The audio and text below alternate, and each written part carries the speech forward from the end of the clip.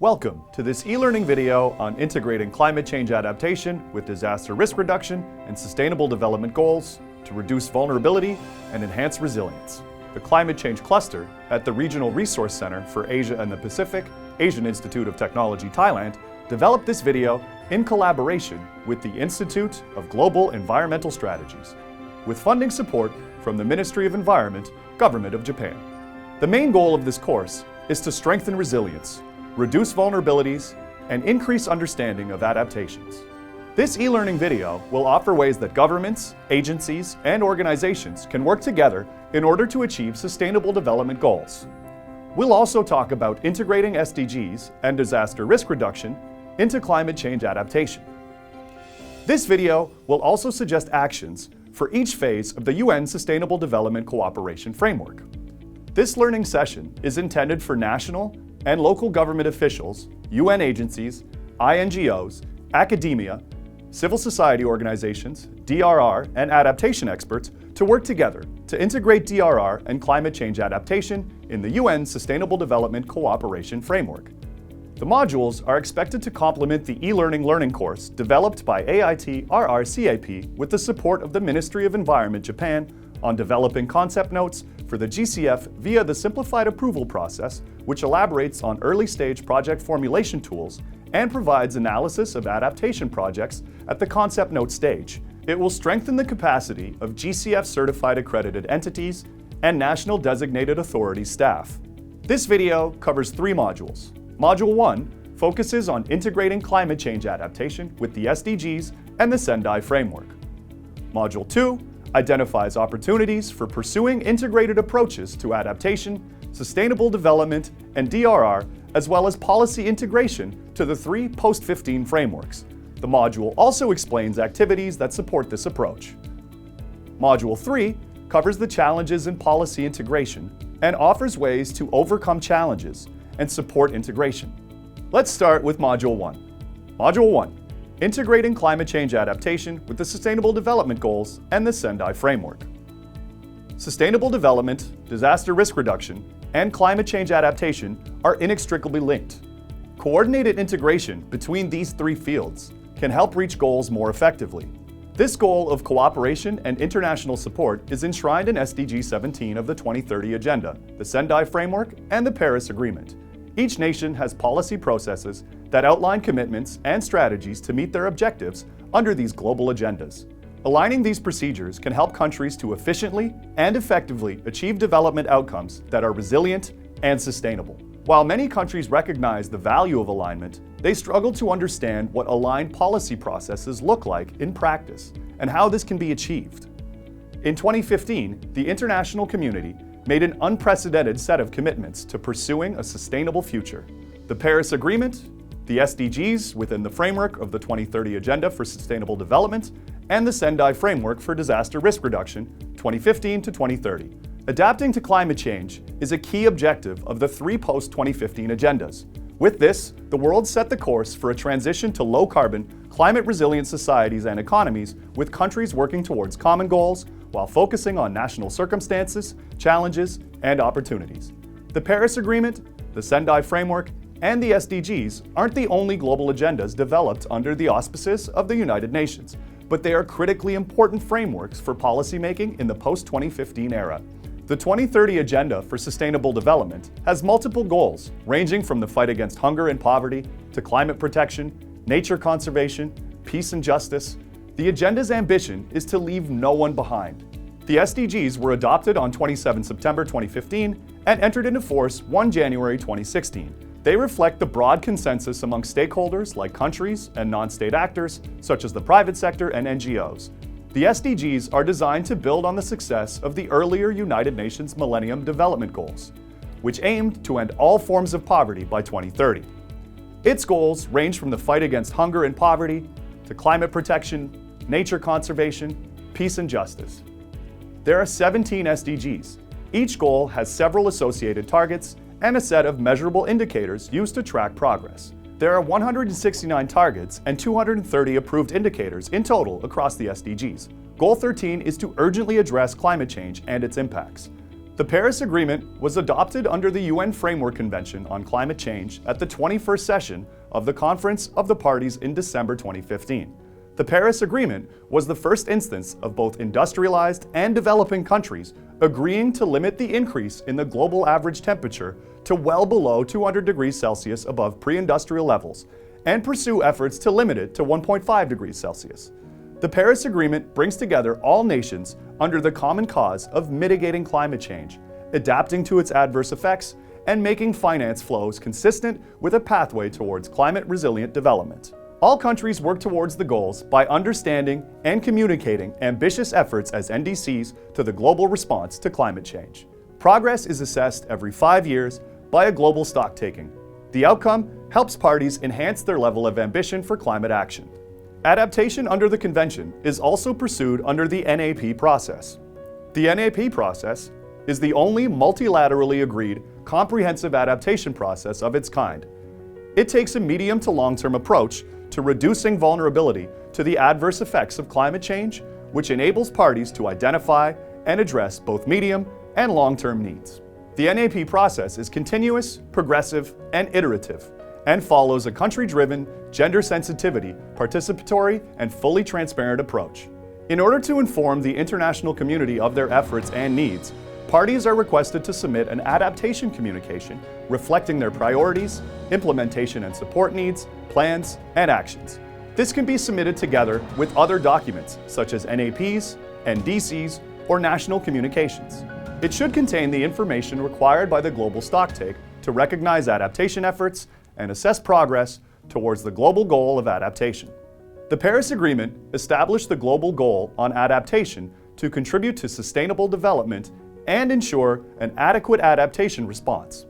The GGA has 3 core components: enhancing adaptive capacity, strengthening resilience, reducing vulnerability to climate change. To assess progress under the Paris Agreement, Article 14 of the agreement establishes a global stocktake, a 5-year cycle beginning in 2023. Other post-development agendas like the SDGs, the Sendai Framework, and other Rio conventions also have a set of indicators tailored to the global level that can measure progress. The Sendai Framework for disaster risk reduction was endorsed by the United Nations General Assembly following the 3rd United Nations World Conference on Disaster Risk Reduction held in Sendai, Japan in March 2015.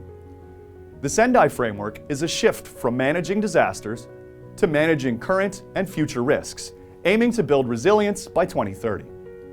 The Sendai Framework has 7 objectives and 4 priorities.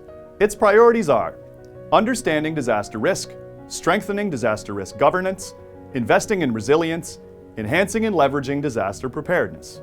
The Sendai Framework is the first disaster risk reduction framework to include specific measurable targets. In February 2017, the United Nations General Assembly adopted the resolution that approved the indicators designed to help countries coherently measure progress in achieving each of the 7 targets.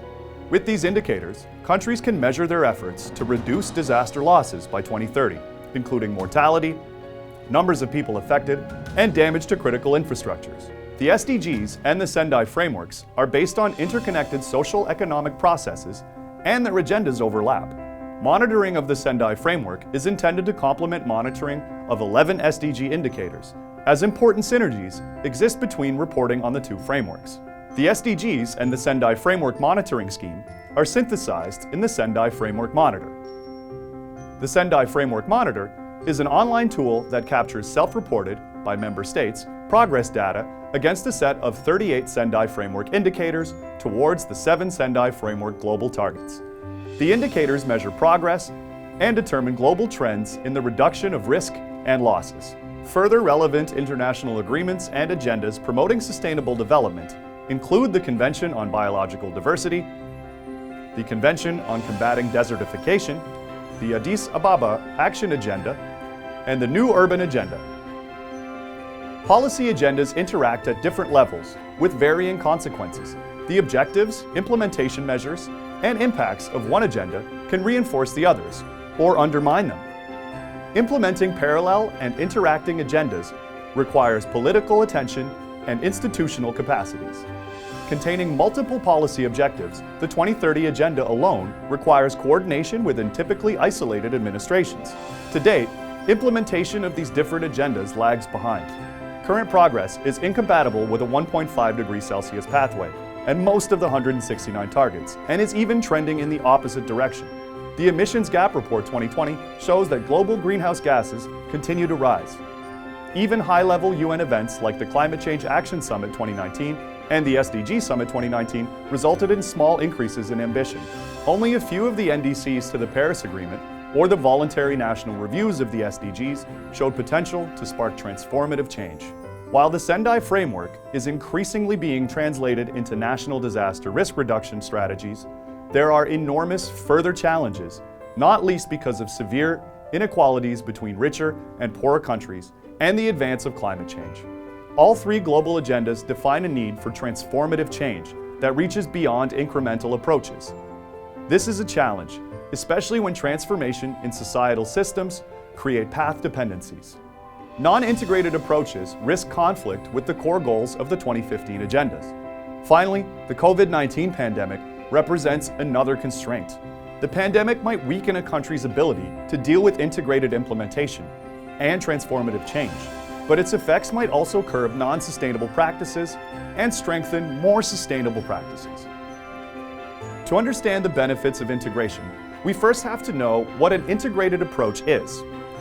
Policymakers and researchers have worked for decades to better understand the concept of integration. Peters refers to policy integration as an administrative holy grail. Instead of an outcome to be achieved, integration can be viewed as a coordination problem where actors work together to deliver an outcome. Integration should be understood as a series of steps. Even if policy integration is positive, a fully integrated approach might undermine the ability of various international policy-making processes to develop and pursue self-determined outcomes. This is important because each of the three global agendas has been formulated with different actors and legal frameworks, and each treats the core concept of resilience a little differently. What are the key benefits of a partial but robust policy integration? These fall into three primary categories: enhanced coherence, efficiency, and effectiveness. Firstly, enhanced coherence. One of the clearest benefits of an integrated approach to adaptation, sustainable development, and disaster risk reduction is that actions taken under each agenda would complement each other.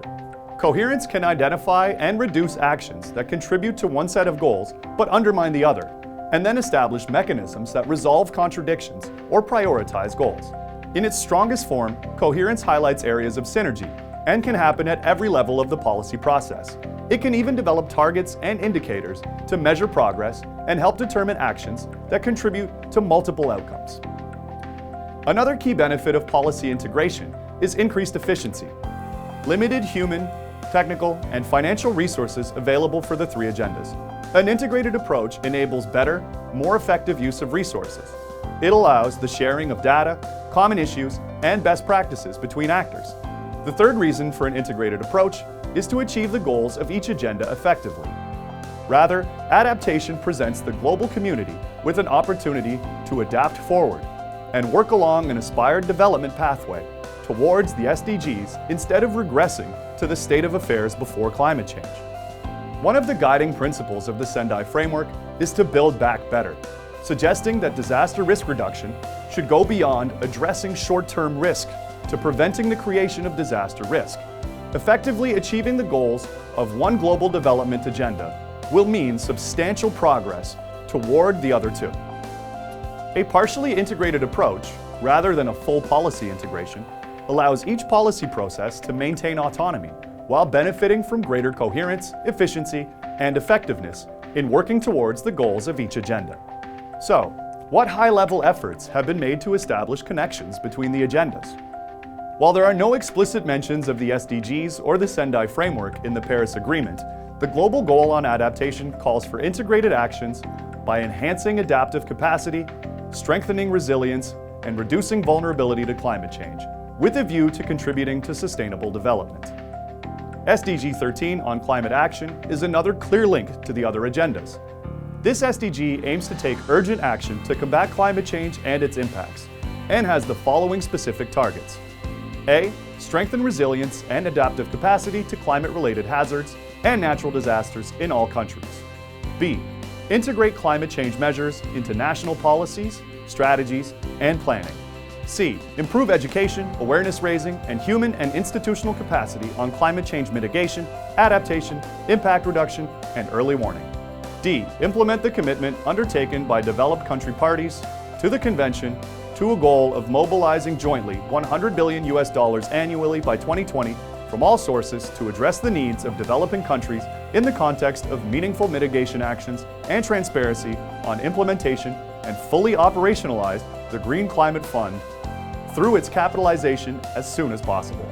E. Promote mechanisms for raising capacity for effective climate change-related planning and management in the least developed countries and small island developing states, including focusing on women, youth, and local and marginalized communities. While the resolution related to the SDGs is careful to note that UNFCCC remains the primary forum for negotiating the global response to climate change, the SDG 13 targets are clearly aimed at supporting the work of UNFCCC and are highly relevant for discussions on policy integration. The Sendai Framework, adopted prior to the adoption of the SDGs and the Paris Agreement, also makes clear reference to the challenges posed by climate change for disaster risk reduction. It acknowledges the mandate of the UNFCCC as the primary oversight body for climate change policy, but highlights the role that climate change plays as a key driver of disaster risk. It also highlights the ability of adaptation and resilience building to reduce disaster risk and achieve sustainable development. Similarly to the Paris Agreement and the SDGs, the Sendai Framework specifically notes the importance of working with developing countries, especially the LDCs and SIDs, landlocked developing countries, African countries, and middle-income countries facing specific challenges. Beyond these connections established within the three global agendas themselves, several parties and organizations have begun to lay the foundation for further integration by highlighting the roles of the SDGs and the Sendai Framework in national, subnational, and regional strategies and planning documents. Another area for integration is climate data and information. The Global Climate Observing System, mandated under the Convention, published its new implementation plan, the Global Observing System for Climate, Implementation Needs in 2016. The plan builds on current actions through scientific and technological innovations for the Earth observation programs of space agencies, and for the national implementation of climate observing systems and networks. It includes new and wider considerations of climate observations and their connections with adaptation and mitigation issues. This includes the relationship of essential climate variables to three climate cycles of water, carbon, and energy, and to the Rio Conventions, other biodiversity-related conventions, the SDGs, and the Sendai Framework. Overall, the formal integration of adaptation, the SDGs, and the Sendai Framework appears to still be in its infancy.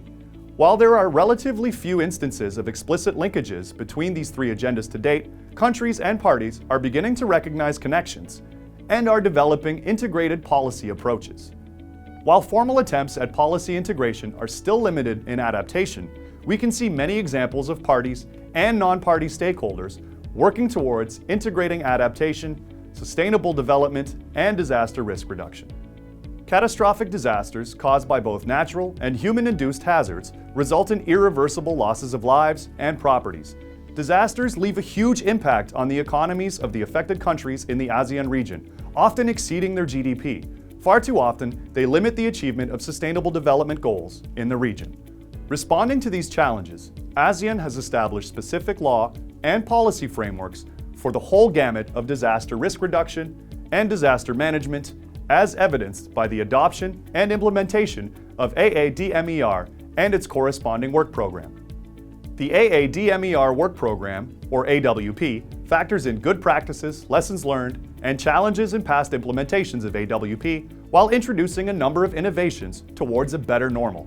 The mission of AADMER is to enhance and support ASEAN's disaster risk reduction and disaster management capabilities through intersectoral cooperation, capacity building, scalable innovation, resource mobilization, new partnerships, and stronger coordination among ASEAN member states. The mission is carried out through 5 programs: risk assessment and monitoring, prevention and mitigation, preparedness and response, resilient recovery, priority program 5, global leadership. ASEAN has some of the highest risks, with natural hazards compounded by the existential threat of climate change. Priority should be given to understanding the root causes of disaster risk, including high vulnerabilities related to the built infrastructure, as well as the ecological and social context. Climate change threatens the advances in human development and poverty reduction that ASEAN has made over recent decades. Disaster risk reduction in ASEAN needs to focus on the circumstances, needs, and priorities of people who are poor and marginalized, and those who are close to becoming poor as the result of climate stresses, shocks, and crises. This will require a suite of policies, including livelihood support, effective emergency relief, and social protection. There needs to be support for institutional mechanisms to assess and respond to greater uncertainty and changing patterns of disaster risk.